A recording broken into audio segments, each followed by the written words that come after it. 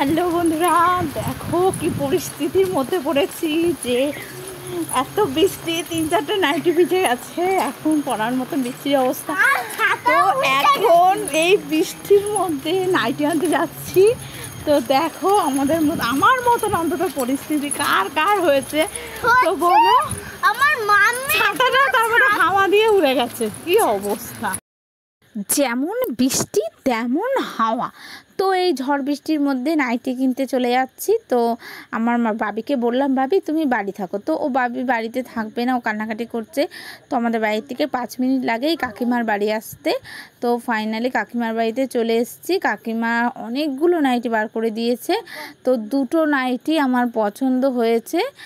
দুটো নাইটির কালার কম্বিনেশনটা খুব সুন্দর। তো ফাইনালি এই দুটো নাইটি নিয়ে নিলাম। কাকিমাকে বললাম, কাকিমা তুমি এই নাইটি দুটো প্যাক করে দাও। তো আমার খুব ভালো লাগলো এই নাইটি দুটো। জানি না তোমাদের কেমন লাগলো। তোমাদের যদি ভালো লাগে তো আমাকে কমেন্ট করে বলবে যে আমার নাইটিটা কেমন হয়েছে। তো তোমাদের এই নাইটিটা আমি সুন্দর করে ভাঁজ খুলে আমি দেখাবো কেমন হয়েছে। তো কি বলবো, যেখানে গেছি কাকিমার বাড়িতে তো ভিজে একাকার হয়ে গেছে ঘর আমাদের জন্য। আর আমার নাইটিটা, যে নাইটিটা পরে আছি সেটাও চ্যাপচুপে ভিজে। তো দেখো আমার নাইটি দুটো কেমন লাগছে। আমি ভাঁজ খুলে নাইটিটা দেখাচ্ছি।